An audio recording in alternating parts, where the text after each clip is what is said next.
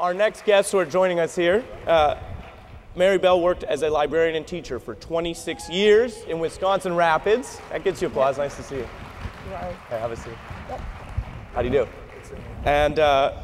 And she has been going, as you know, head to head with Governor Walker. Lee. That's what we have to do. Thank you. Thank you. Everyone had their coffee today.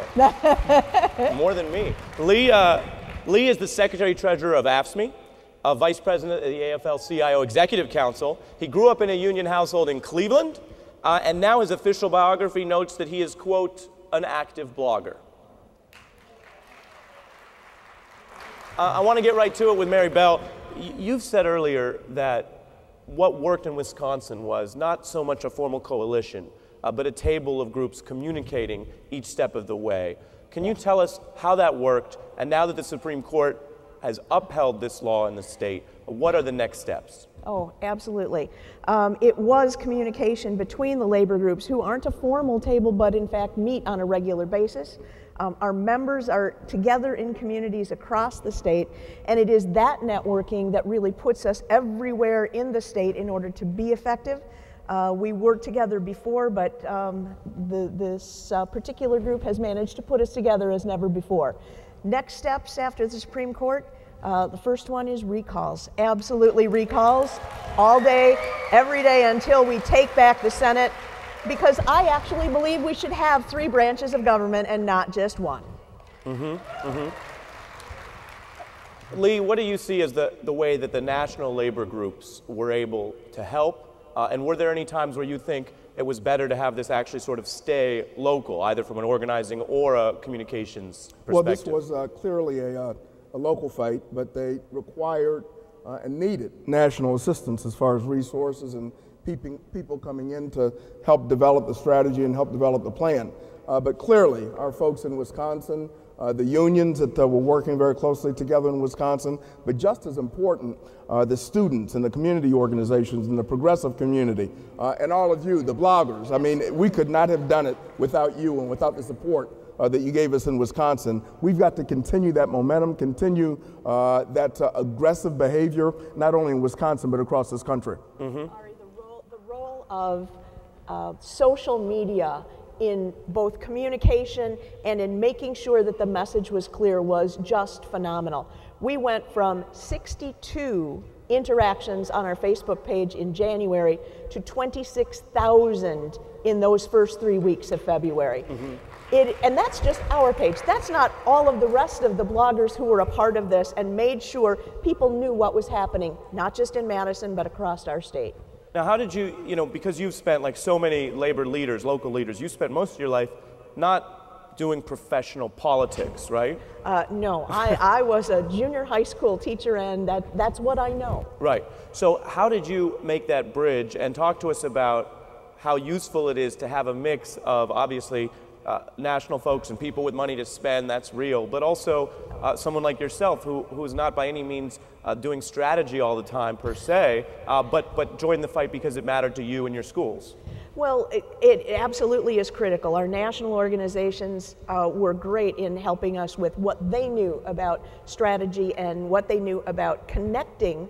But the connections that we had were what our members have every single day, because they're the people on the job. They are the working families in our communities. But it was figuring out how to make sure they knew and had the confidence to tell their stories, because it is in the everyday stories of what our members do that those connections and the community connections to the value of working families across the state are going to be kept. And I would just add that we're really using the experience in Wisconsin as a model to fight back in other states across the country, whether it's in Ohio or Michigan or Florida. There's no cookie cutter approach, but we can learn lessons from what our sisters and brothers did in Ohio. And I think one of the most important things that we can do is to participate and work very hard in rebuilding a movement.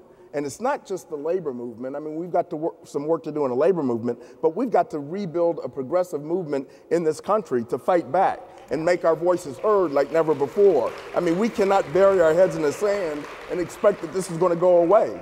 I mean, these folks are like the flu.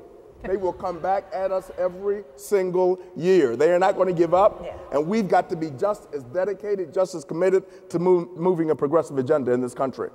Well, and the difference really was that when we went about those recall elections that I say are so important, it was our community members, it was our folks. We didn't have to bring in national folks to do the recall petitions. They were done by community members. The other side didn't have that. They hired and they brought in people from outside when our people could do that work, and they were motivated to do that work. Unfortunately, because this is the most radical agenda we had seen in Wisconsin in our history. Now, what do you see as the outlook there for those recall races, which a lot of people are following closely? I'm extremely optimistic, both because the drive petitions were done by members in those districts, and because this particular governor and legislature just don't stop the extreme agenda. And that is not the way Wisconsin citizens see themselves. It is not the way they want their government to work, and they will reject these folks. We're going to win in Wisconsin, make no mistake about it. I view this as an opportunity. We're going to win in Wisconsin, and then we're going to go in Ohio, where we have a ground attack there in Ohio. We're pushing for a referendum that will be on the ballot in November if we get enough signatures. It's required to have 232,000 signatures in Ohio. We've got 2 weeks left within our signature campaign, and guess what? It was reported yesterday that we have 714,000 signatures. Exactly. Now, if you can keep this in this room, that is not a correct figure. We've got close to 1 million signatures in the state of Ohio.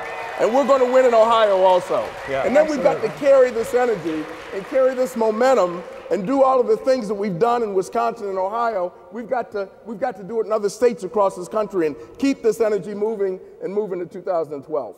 Now, I want to draw a contrast. Something that a lot of people here may remember was when Tom DeLay, before he went to jail, was organizing a mid-decade redistricting effort in Texas in 2003.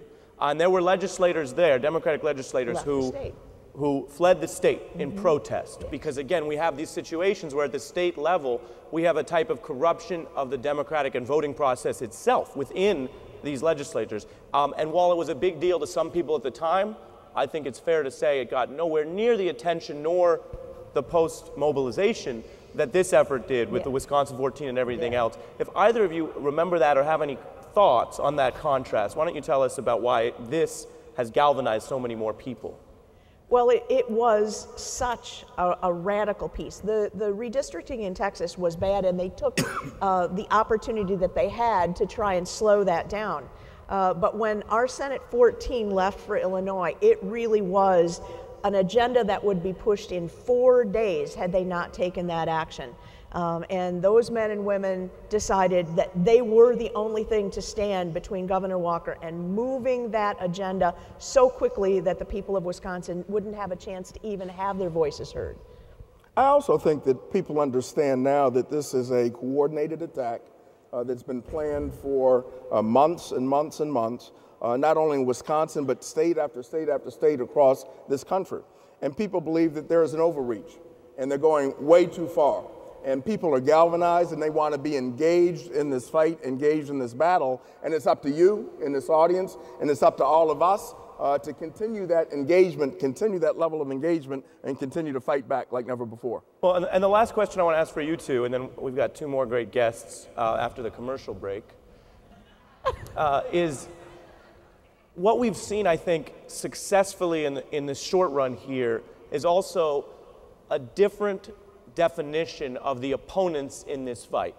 It is not just people who are really concerned about the budget shortfall or the 30-year austerity plan for the deficit.